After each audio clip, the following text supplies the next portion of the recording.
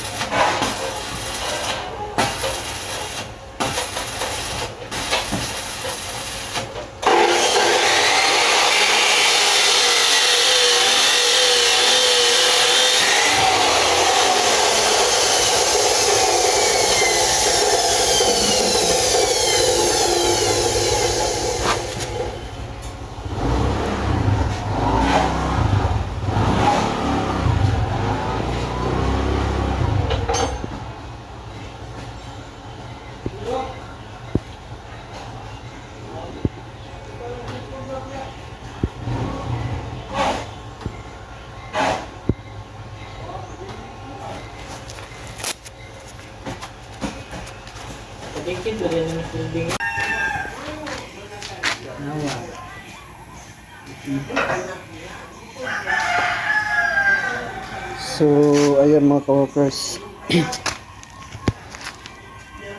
pag-assemble natin ng gate, lalo na ito sliding, ay dapat straight ito yung ating pinaka main nya, pati doon dapat straight. So ilagyan natin ng mga lock. Yan, meron tayong wininding ng mga lock.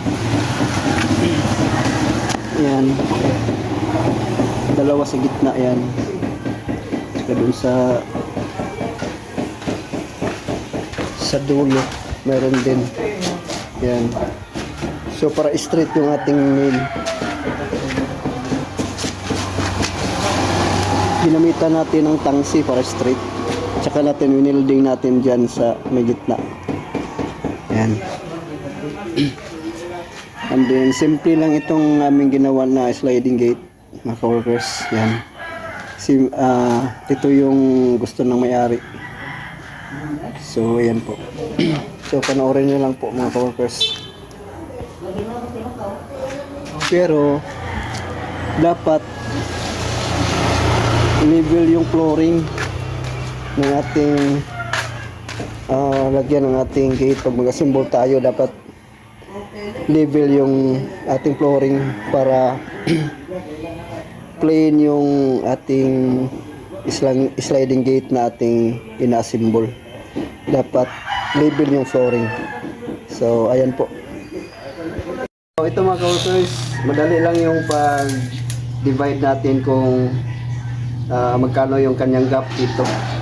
So sukatin lang natin ang buo 130, tapos i-divide natin, guhitan natin sa gitna. So gitna lang palagi ang ating guhitan mga ka-workers para magparehas ang kanyang gap. So ayan, ganyan lang, tapos guhitan natin sa gitna, tapos sukat din tayo sa gitna. Palaging gitna lang yung ating pagguhit mga ka-workers para magparehas ang kanyang gap. Pwede rin sukatin natin ng buo, tapos gumamit tayo ng calcio at i-divide natin para mas madali. So ayan po mga ka-workers. Lakaw. Ha? Bunson. Ang balik? Oo.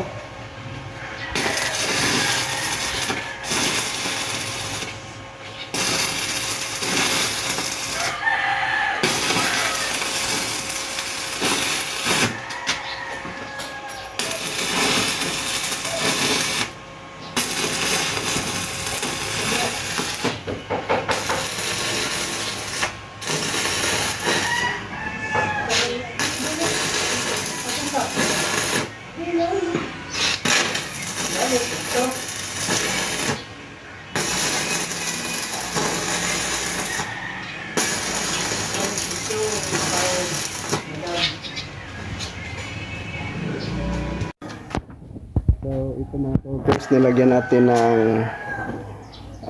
steel plate dyan. So sabi ng may-ari ay lagyan daw ng steel plate. So nilagyan natin mga workers. So dati ito yung gusto niya, mayroong mga square bar. So sabi naman ng anak niya ilagyan daw ng steel plates. So ayan, nilagyan natin ng steel plate po mga workers. So yan. So winilding natin. Pero minamasilyahan natin ng body filler para makinis yung tingnan yan, at saka matanggal yung mga lumulubo yan, dapat para mapantay yung steel plate po mga workers. So ayan po. So pagkatapos pinturahan natin ng epoxy primer. So ayan. So bali sliding gate yung ating ikinakabit po mga workers. So panoorin nyo lang po mga workers. May release tayong nilagay para sa ating sliding wheel gate natin. So ayan po mga workers. Angle bar yung ating nilagay, yung pinaka makapal na angle bar. Yan po. Kasi yung ating wheel sliding gate natin ay big groove yung kanyang design. So yan po. Pili natin ng bracket yung ating top guide sliding natin mga workers. Roller guide natin. So ayan, naka-rubber ito mga workers. So ayan. So winilding natin yung ating bracket. Tapos ilagay natin yung ating gate. So ayan. So pag mag-welding tayo dapat mga ka-workers, itanggalin muna natin ang rubber. Kasi pag mag-welding tayo, kung hindi natin tanggalin ay matutunaw itong rubber na ito. So ayan po. Dapat tanggalin yung rubber bago natin i-welding yung ating bracket ng ating roller guide. So ayan po.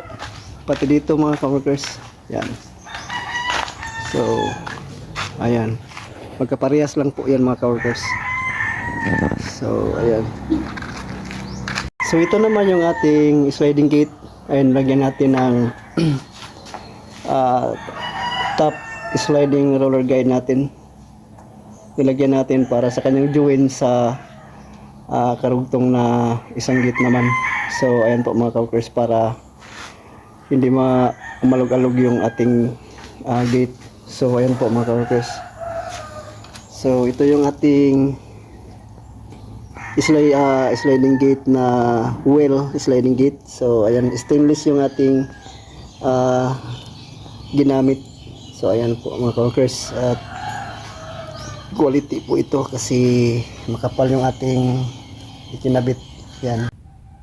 So ayan mga ka-workers, atin ang kinabit yung ating sliding gate kasi natapos na natin pag flooring dyan sa may ating release na angle bar. So yan. So ikabit natin tong ating roller guide sliding gate natin. So yan. So madali lang pagsalpak mga ka-workers yan. So ayan po. So ayan, kinabit na natin mga ka-workers. So i-try natin pag-slide.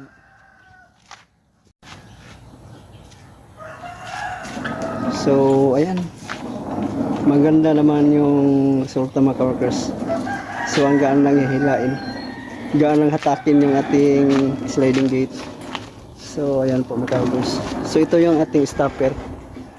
So ito yung bumangga dito para hindi dumiretso yung ating sliding gate.